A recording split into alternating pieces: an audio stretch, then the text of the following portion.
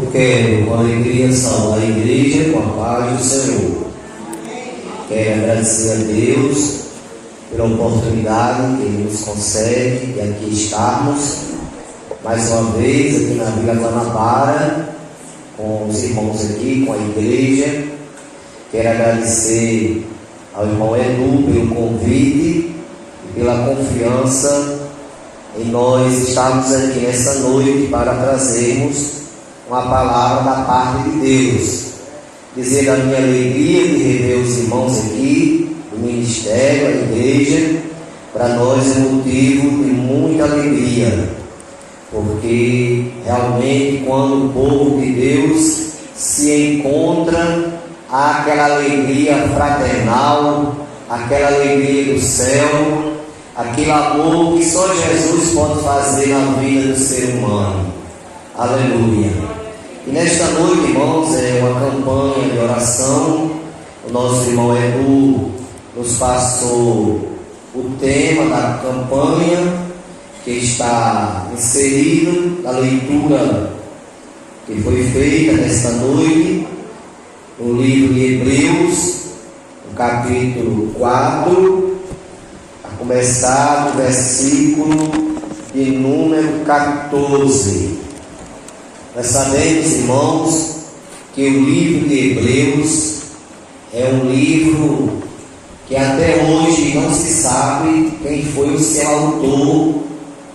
Alguns até dizem que foi Paulo, mas não há nada confirmado que o autor do livro de Hebreus foi Paulo. É um autor desconhecido.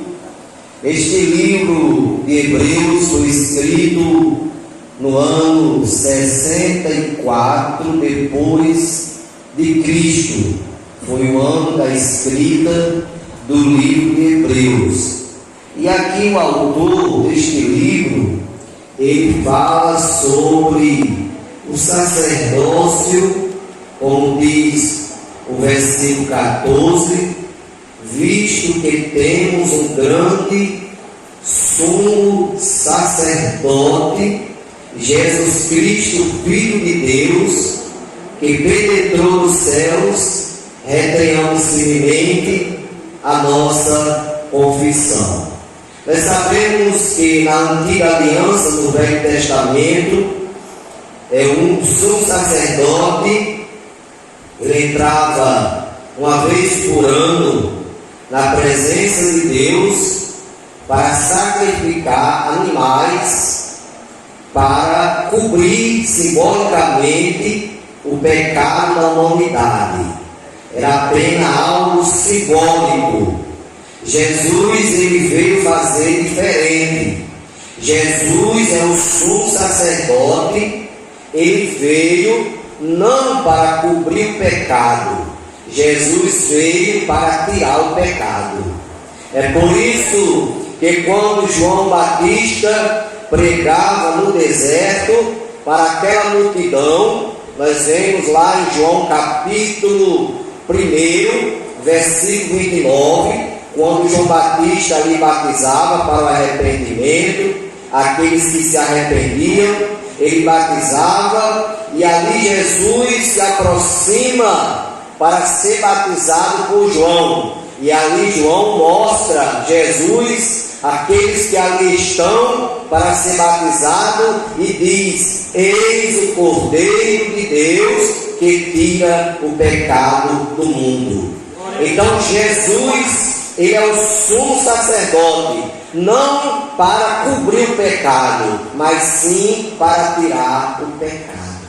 Aleluia! Porque Jesus é o Cordeiro de Deus, é o Cordeiro que foi realmente sacrificado, derramou todo o seu sangue para nos remir de todo o pecado.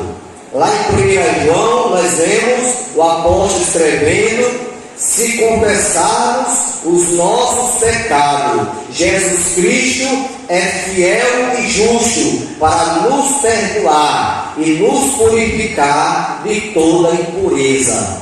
Então nós somos purificados pelo sangue de Jesus, o sangue imaculado, o sangue puro do Cordeiro de Deus que tira o pecado do mundo. No versículo, irmãos, que me chama a atenção da leitura nesta noite, é o versículo 16, o escritor aos Hebreus, ele diz assim: cheguemos, pois, com confiança ao trono da graça. Quando o escritor ele fala de confiança, ele está falando de ousadia. Nós temos que chegar, irmãos, na presença de Deus com ousadia. Temos que chegar na presença de Deus confiando. Aleluia. Paulo escrevendo aos Efésios, no capítulo 6, versículo 10, a gente vai ver lá, irmãos, Paulo mostrando as nossas armaduras, e Paulo diz assim: no demais, irmãos meus, fortalecei-nos no Senhor e na força do seu poder, revestidos de toda a armadura de Deus, para que possais estar firme contra as astutas ciladas do diabo, porque não temos que lutar contra a carne e o sangue, mas sim contra os principados, contra as potestades, contra os príncipes das trevas deste século, contra as hostes espirituais da maldade nos lugares celestiais. Aí lá no versículo 19, Paulo diz assim: e por mim, para que me seja dada, no abrir da minha boca, a palavra com confiança, para fazer notório o mistério do Evangelho. Quando Paulo pede oração por ele, para que lhe seja dada a palavra com confiança, ele está dizendo: para que me seja dada a palavra com ousadia. Porque, meus amados irmãos, igreja, nós aqui na terra, nós apenas somos servos de Deus, somos vasos na mão do oleiro. Eu gosto muito de meditar em Jeremias 18, quando Israel estava numa situação triste, espiritualmente falando, estava até caída a nação de Israel, tinha trilhado caminhos que não eram do agrado de Deus, e ali Deus levanta o profeta Jeremias, e no capítulo 18, Deus manda Jeremias descer à casa do oleiro. Deus disse: Jeremias, desce à casa do oleiro, e lá te será dito o que te convém fazer. Nesta noite, igreja, nós estamos na casa do oleiro. O oleiro está aqui em nosso meio, porque ele prometeu que estaria conosco todos os dias, até a consumação do século. E o profeta Jeremias, ele desceu à casa do oleiro, e quando ele desce à casa do oleiro, ele começa a observar o oleiro trabalhando o vaso. O oleiro estava com o vaso em sua mão, e o oleiro pega aquele vaso, quebra o vaso, amassa o barro e faz um vaso novo. Aleluia! Porque o vaso nas mãos de Deus, Paulo diz que nós temos que ser vaso de honra para a luz do Senhor. E o vaso de Deus, aquele que Deus chamou para ele usar na terra, para ele pregar o Evangelho, para ele fazer a obra, ele não pode ter nenhum embaraço. Porque Paulo nos diz: aquele que milita a boa milícia não se embaraça com os negócios dessa vida. Olha, igreja, muitas coisas aparecem para nos embaraçar, mas nós militamos a boa milícia e não vamos nos embaraçar com nada nesta vida. Aleluia! E aquele oleiro pegou o vaso e quebrou, porque aquele vaso ele precisava passar pelo reparo. E muitas vezes Deus faz isso com a gente. Muitas vezes é necessário Deus nos pegar e nos quebrar e tirar aquilo que não está lhe agradando e fazer um novo vaso para a glória dele. Porque nós somos o povo escolhido, irmãos, para que através da nossa vida o nome do Senhor seja glorificado. Aleluia! Ele diz lá em João 16: não foi vós que me escolheste, mas eu vos escolhi a vós e vos nomeei para que vardes e dês fruto, e o vosso fruto permaneça, a fim de tudo quanto fizerdes, o nome de meu Pai seja glorificado. Então, irmãos, temos que ser vasos na mão do oleiro, para que nós, através da nossa vida, através do nosso testemunho, o nome de Deus venha a ser glorificado. Aleluia! E aqui, meus amados irmãos, o autor diz que devemos chegar na presença de Deus com confiança. Nunca vamos chegar diante de Deus, irmão, com dúvida. Você orou, você pediu, você apresentou a Deus a sua causa, o seu problema, confie, porque é poderoso para resolver. Lá em Mateus 7,7 ele diz: pedi e dar-se-vos-á, buscai e acharei, batei e abrir-se-vos-á. Porque aquele que pede recebe, aquele que busca encontra, aquele que bate se abre. Então, se você já entregou a tua causa nas mãos de Deus, confia, porque no momento certo, na hora certa, Ele vai chegar com a resposta. Aleluia! A Bíblia fala que Daniel orou 21 dias. 3 semanas consecutivas, 21 dias, e Deus já havia mandado a resposta, mas os demônios que estão nas partes superiores, como diz a palavra, estavam impedindo da oração, da resposta de Daniel chegar até ele. Aleluia! Mas Deus mandou o arcanjo e trouxe a resposta da oração de Daniel. Por quê? Porque tudo para Deus ao tempo determinado. Diz Salomão, lá no capítulo 3 de Eclesiastes: porque para Deus tudo tem um tempo determinado na terra. O defeito nosso, nós humanos, o nosso defeito é a pressa.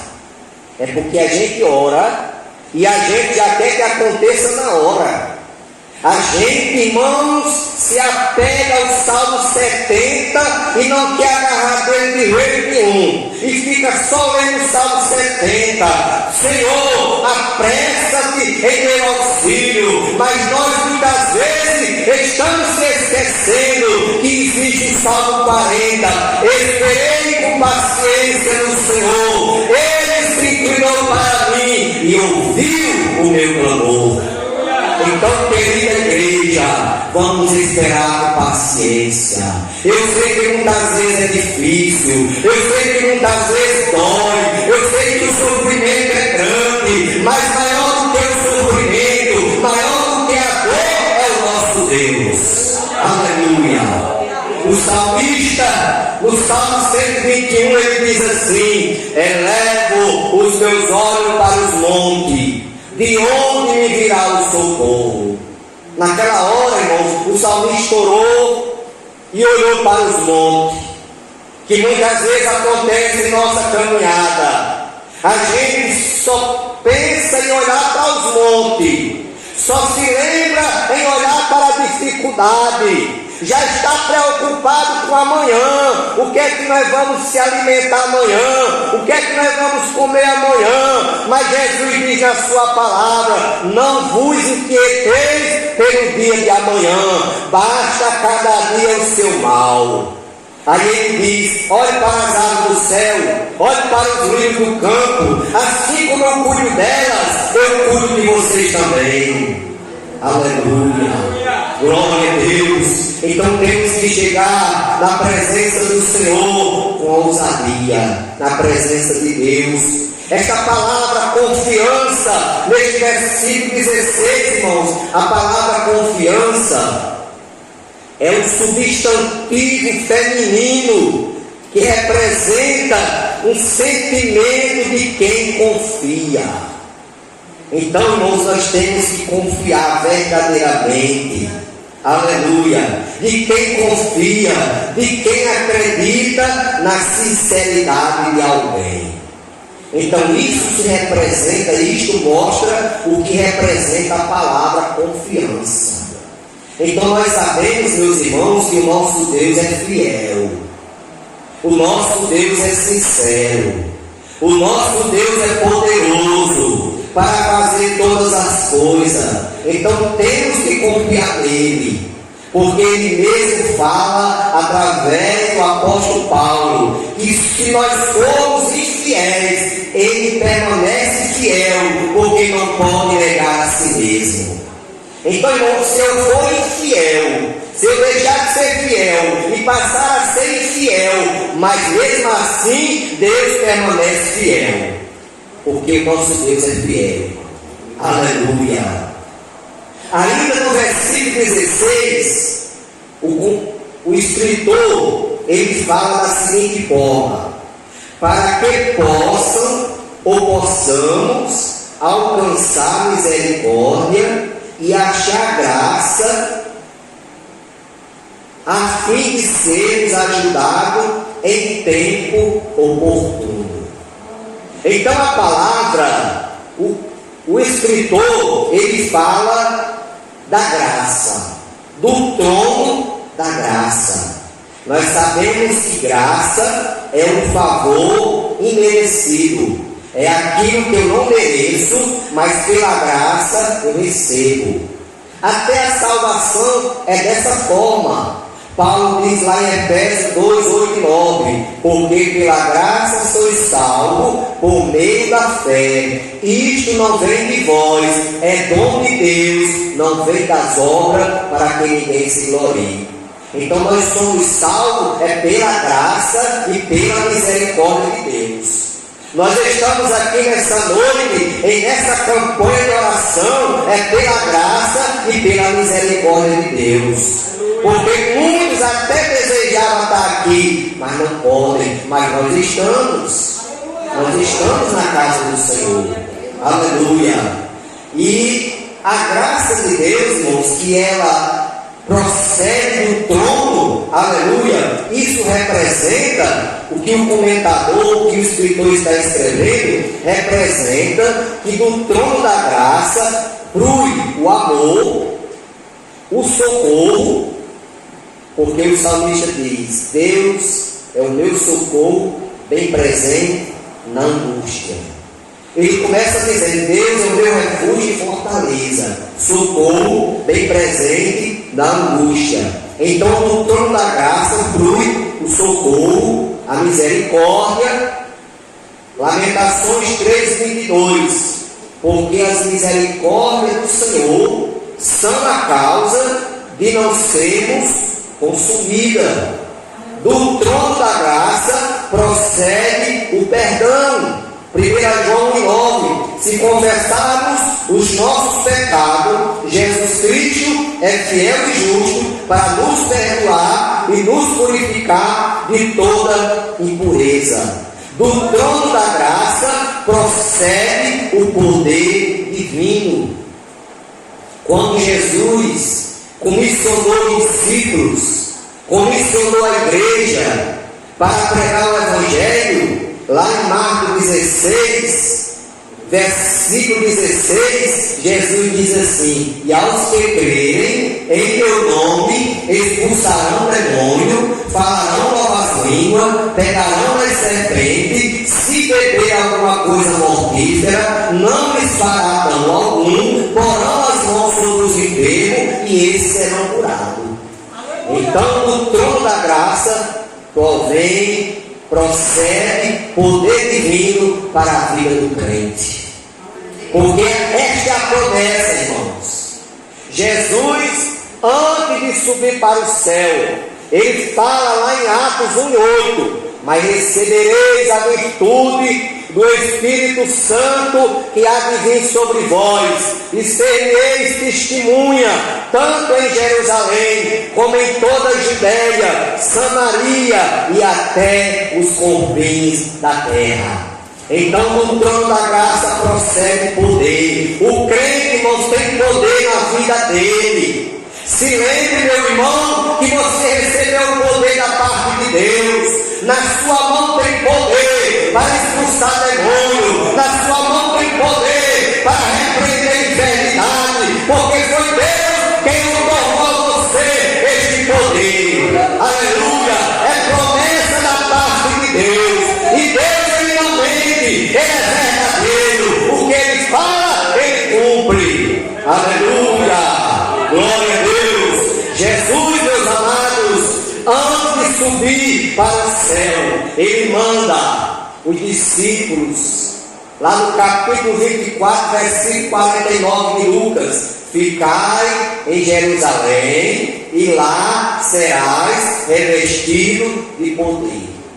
Aí alguém pergunta, mas por que é que Jesus, ele não encheu logo os irmãos ali do poder naquela hora? Sabe por quê, meus irmãos? Porque o nosso Deus, ele trabalha com estratégia. O nosso Deus é estratégico. Deus queria derramar o poder na festa de Pentecoste. Para quê? Para ganhar almas. E ali, meus irmãos, quando Jesus sobe, que os discípulos vão para o cenáculo, os discípulos ficam trancados, porque ali havia uma grande perseguição contra aqueles que seguiam a Cristo. Havia uma grande perseguição, e eles se trancaram dentro do cenáculo. 120 crentes. 120 crentes. Eu acredito que se tivesse esses 120 crentes aqui, daria para lotar aqui a igreja. Eu acredito que sim. Se não desse, vai faltar pouca coisa. 120 crentes estavam lá reunidos naquele cenáculo. Estavam trancados, esperando a promessa que Jesus falou que Deus havia de mandar. E eles oraram um dia, após a subida de Cristo. Oraram 2 dias, 3 dias, 4 dias, 5 dias, 6 dias, e nada aconteceu. Irmãos, humanamente falando, eu tenho quase certeza, humanamente, eu tenho quase certeza que já tinha crente ali querendo desanimar. Já querendo desanimar. 6 dias e nada aconteceu. Aí oraram o 7º dia, o 8º dia, o 9º dia, e no 10º dia, irmãos, a Bíblia diz, lá em Atos 2, versículo 1 ao versículo 4, e no dia de Pentecoste, estavam todos reunidos no mesmo lugar. E de repente veio do céu um som de um vento veemente e impetuoso, e encheu toda aquela casa em que estava sentado. E todos foram cheios do Espírito Santo, e começaram a falar em outras línguas, conforme o Espírito Santo lhe concedia que falasse. Irmãos, o barulho daqueles crentes foi tão grande. Porque, irmãos, o que chama a atenção do povo é barulho. Se você estiver na sua casa e começar a ouvir um grito lá na esquina, você fica doido para saber o que está acontecendo. Meu Deus, que gritalhada é aquela? O que está acontecendo ali? E quando o povo da festa, que não era pouca gente, era muita gente, milhares de pessoas estavam ali em Israel naquela festa, começaram a ouvir o grito dos crentes, porque o barulho foi tão grande que ultrapassou o barulho da multidão que estava na festa. Foi um barulho tremendo, foi um trio elétrico potente mesmo. E eles correram para o cenáculo. E quando chegaram lá, viram os irmãos todos batizados com o Espírito Santo, falando em línguas estranhas. Aí eles começaram a dizer: estão cheios de demônio. Estão tudo embriagados esses crentes. Aí Pedro se levanta. aquele Pedro que negou Jesus 3 vezes, ele se levanta, não mais o mesmo Pedro, mas um novo Pedro convertido, batizado com o Espírito Santo, e ele começou a pregar e dizer: varões galileus, esse povo aqui não está embriagado não, isso aqui é a promessa do profeta Joel que disse: e nos últimos dias derramaria Deus do seu Espírito sobre toda a carne. E ali Pedro pregou, e diz a Bíblia que a mensagem tocou no coração daquele povo, e os homens perguntaram: que faremos nós? E Pedro disse: arrependemos e convertemos, para que sejam apagados os nossos pecados e venha o tempo do refrigério pela presença do Senhor. Aleluia! Então, igreja, temos que chegar à presença de Deus com ousadia, temos que chegar à presença de Deus com confiança, porque assim fazendo, Deus vai manifestar a sua glória em nosso meio. E quando a glória é manifestada, quando nós começamos a dar glórias a Deus, quando nós começamos a mandar glória para o céu, do céu Deus manda a sua glória para a igreja. Aí quando a glória desce, irmão, na igreja, aí as irmãs sabem o que acontece, né? Os irmãos sabem o que acontece. Quem não é batizado é batizado. Jesus cura, Jesus renova, porque a sua glória está sendo derramada na igreja. Aleluia. Olha, irmãos, os crentes esperaram 9 dias. Não desceu glória do céu, nada aconteceu. Agora no 10º dia, aí desceu a glória do céu, os crentes todos foram batizados com o Espírito Santo. 120 crentes batizados com o Espírito Santo. Aleluia. Então, irmãos, do trono da graça também procedem os dons espirituais.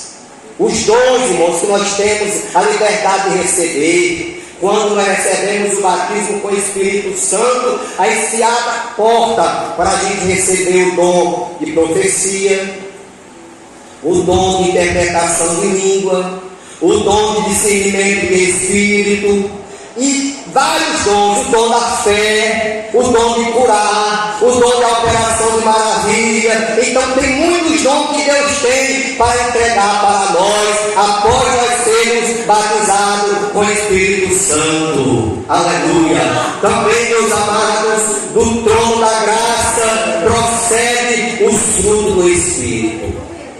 Paulo escreve a carta à igreja aos Gálatas, capítulo 5, versículo 16, Paulo diz assim: digo, porém, andai em espírito e não cumprireis as concupiscências da carne. No versículo 22, aí Paulo listra os frutos do Espírito, que são caridade, gozo, paz, longanimidade, benignidade, bondade, fé, mansidão, temperança. Esses são os frutos do Espírito que a gente recebe da parte de Deus. A caridade, que é o amor, o gozo, que é quando nós sabemos que o crente é alegre, porque alguém diz assim: ah, eu não vou ser crente, porque crente não vai para a festa. Olha, irmão, se só o crente se encontrar com o outro, já faz uma festa, irmão. O crente vive 24 horas em festa. Porque a festa do crente, sabe quem é, irmão? É a presença de Deus, é a presença de Jesus, é a presença do Espírito Santo. Só que você saudar o seu irmão com a paz do Senhor, você já se alegra. E além de se alegrar, irmão, transmite alegria para os que estão próximos. Aleluia. Então, gozo, paz. Nós temos paz, não a paz produzida pelo homem. Porque há poucos anos aí, irmão, lá no sertão, tinha 2 famílias se matando, uma a outra, se matando uns aos outros. Aí fizeram lá uma reunião, para fazer a reunião com aquelas 2 famílias, para chegar a uma paz, para terminar aquela guerra. Aleluia, Deus. Mas não adiantou de nada, irmão. Porque a verdadeira paz, quem produz é o Espírito Santo de Deus. Se não for o Espírito Santo de Deus, irmão, produzida pelo homem, é pouco tempo, não vale nada. Então a paz que nós temos é a paz que Deus nos deu, é a paz que Jesus nos deu. É por isso que Ele falou: deixe-vos a paz, a minha paz vos dou, não vos la dou como o mundo a dá. Ou seja, a paz do mundo é passageira, é minutos, é segundos, mas a paz de Jesus é eterna. Quem recebe a paz de Jesus é eterna. A bondade, a fé, a mansidão e a temperança. Então tudo isso procede do trono da graça de Deus. Diz o escritor também, meus irmãos, ainda no versículo 16, para que possamos alcançar misericórdia. Olha, irmãos, a graça de Deus, ela faz com que a gente alcance a misericórdia. Porque a misericórdia de Deus representa a compaixão de Deus. Nós estávamos, irmãos, sentenciados à condenação eterna. Aleluia! Porque havia lei, a lei existia, mas o homem não teve condição de cumprir a lei. Mas a Bíblia diz que Deus amou o mundo de tal maneira que deu seu Filho unigênito, para que todo aquele que nele crê não pereça, mas tenha a vida eterna. E Jesus, Ele deixou o trono da glória, desceu à terra, pagou o preço por nós, cumpriu a lei, e hoje nós temos a liberdade de aceitar Jesus como Salvador e ter, pela misericórdia de Deus, a nossa salvação. A condenação que estava decretada para nós, irmão, foi anulada. A dívida que nós devíamos foi apagada por intermédio de Jesus Cristo. Então misericórdia significa compaixão. A palavra misericórdia aparece cerca de 150 vezes na Bíblia, quase a metade no livro de Salmos. Então, se você ler o livro de Salmos, você vai encontrar muita palavra misericórdia. Você vai encontrar lá, porque ali se representa a misericórdia de Deus. Deus usou a sua misericórdia no passado, porque Deus usou a misericórdia dele no passado. Deus usa a sua misericórdia no presente e Deus vai usar a sua misericórdia no futuro. Por quê? Porque as misericórdias do Senhor, ela não tem fim. A misericórdia do homem é limitada, mas a misericórdia de Deus é eterna. Ela não tem fim. E diz Lamentações 3:22, que é a causa de não sermos consumidos. É a misericórdia de Deus. Irmão, se não fosse a misericórdia de Deus, nós nem aqui estávamos. Eu pelo menos não estava aqui, irmão. Eu tenho certeza absoluta. Como eu estou olhando a palma da minha mão, eu tenho essa certeza. Se não fosse a misericórdia de Deus, eu não estava aqui. Mas eu estou aqui pela misericórdia de Deus. A misericórdia que me alcançou. A Bíblia diz que ela não tem fim. Tem não, a misericórdia não tem fim não. Diz também que a misericórdia de Deus se renova a cada manhã. Aleluia. Ela é nova a cada manhã. Também diz, meus amados, que a misericórdia de Deus, ela não faz acepção de pessoa. A Bíblia diz, lá em João 1, versículo 11, e veio para o que era seus, mas os seus não receberam. Mas a todos quanto receberam, Deus fez com que fosse feito Filho de Deus aos que creem no seu nome. O Evangelho, igreja, o Evangelho não era para gentil, o Evangelho era só para os judeus. Mas Deus quebrou esse paradigma através de Jesus Cristo. Jesus quebrou essa barreira. Aleluia! Quando os judeus rejeitaram o Messias prometido, não receberam Jesus, Então a bênção de Deus passou para os gentios. E a gente vê lá em Atos 10, o primeiro gentio convertido, que foi Cornélio. Porque Paulo, ele aceitou a Cristo, teve um encontro com Jesus no caminho de Damasco. E no capítulo 9, versículo 15 de Atos, quando Deus estava falando com Ananias que fosse orar por Saulo para que ele recuperasse a sua vista, aí Ananias começou a dizer: mas Senhor, muito se ouve falar deste Saulo, que ele persegue os cristãos, que ele persegue a igreja. Aí Jesus disse para ele: olha, Ananias, ele é o vaso escolhido para levar o meu evangelho aos gentios. Então Paulo, irmãos, foi escolhido para pregar aos gentios. E a gente vê, irmão, no capítulo 10 de Atos, o primeiro gentio, Cornélio, centurião Cornélio, um homem religioso, um homem que orava e Deus ouvia, um homem que dava esmola e estava na presença de Deus. Mas porém, a religião daquele homem não supriu a necessidade que a alma dele precisava. Então Deus ali, irmãos, manda que Cornélio envie algum dos seus soldados para trazer a Simão, chamado Pedro, para que trouxesse a mensagem para ele. E ali, meus irmãos, a Bíblia diz que os empregados de Cornélio, um dos soldados piedosos de Cornélio, foi também nesta visita a Simão Pedro para chamar ele. E quando ele estava próximo à casa de Simão, porque até o endereço, irmão, foi dado. Porque, irmão, Jesus conhece o endereço de cada crente. Jesus conhece o teu endereço. Jesus conhece a tua rua, onde você mora. Jesus conhece o número da tua casa. Então na hora vai chegar na tua casa aquilo que tu espera. Aleluia, porque Jesus conhece o teu endereço. Aí Jesus deu o endereço para aqueles homens, a rua chamada direita. E quando eles estavam próximos de chegar lá, estava Pedro orando. E ali, meus irmãos, Pedro tem uma revelação.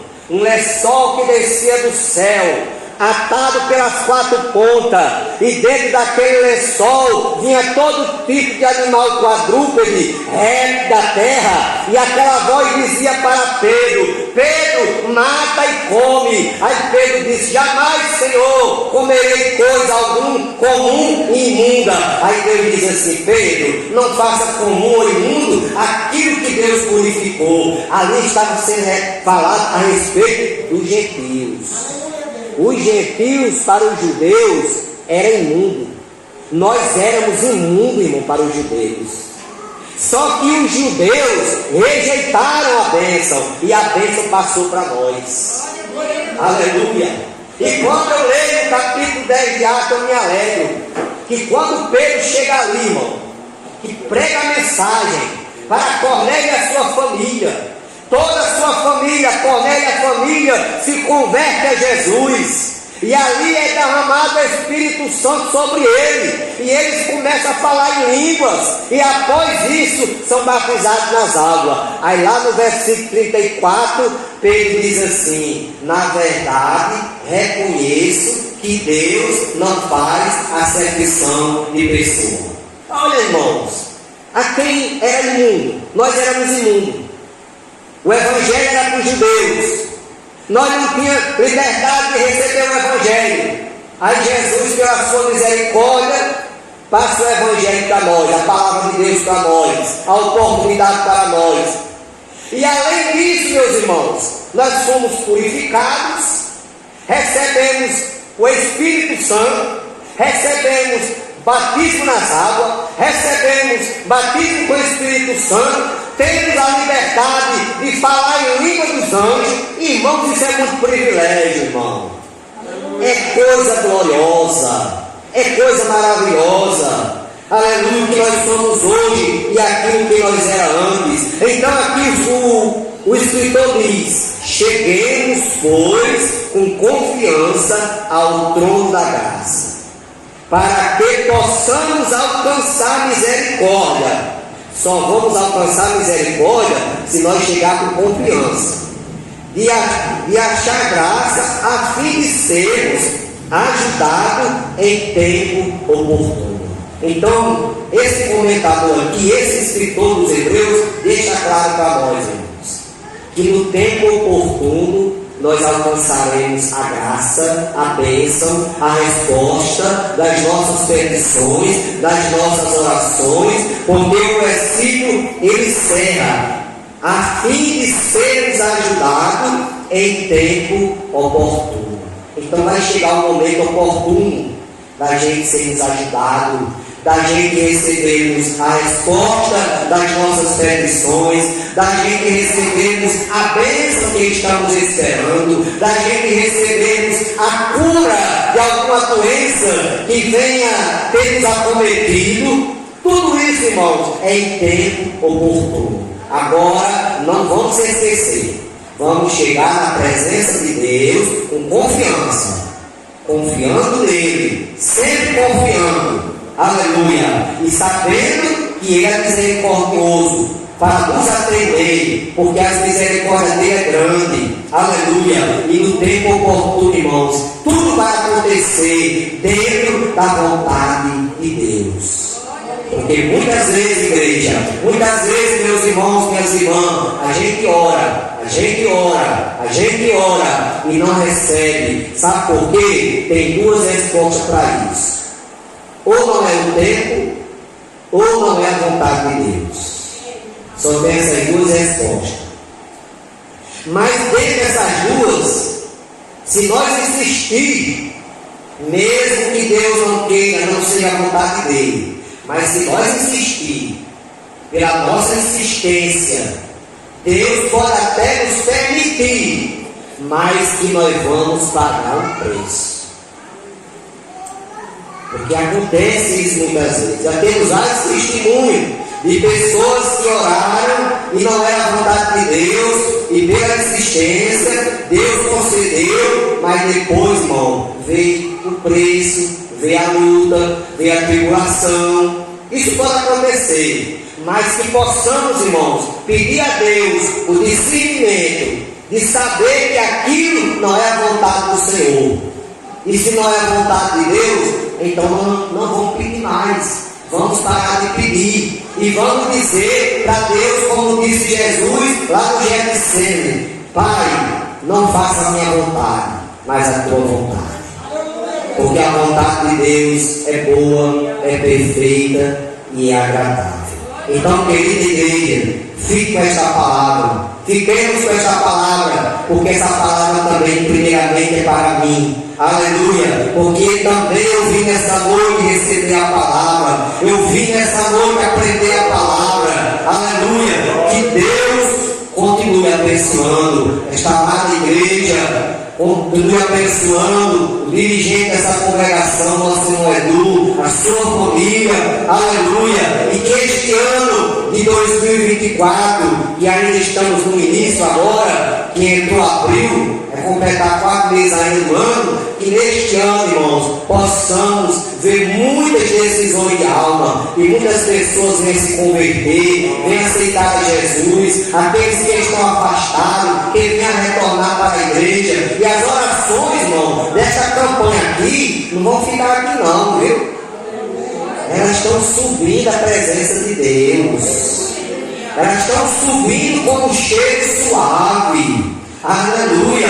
E Deus vai mandar a resposta das orações. Aleluia! Quero, irmãos, pedir as orações em nosso favor, para que o Senhor continue nos ajudando, nos dando graça, nos ensinando a cada dia a ser mais fiel, a ser mais obediente a Ele. Porque o que vai nos levar a Deus, o que vai nos levar ao céu, é ser obediente a esta palavra, é ser obediente ao nosso Deus, é andar de conformidade aos ensinamentos de Jesus Cristo. Se nós andarmos por esta palavra, sendo fiel a Deus, aleluia, brevemente, irmãos, nós estaremos subindo, cantando o hino da vitória, porque esta é a certeza que esta igreja tem, que a qualquer hora a trombeta vai tocar e nós iremos subir para a glória, para eternamente morarmos com Cristo. Que Deus abençoe a todos, agradeço a oportunidade e a confiança em mim depositada nessa noite. Amém.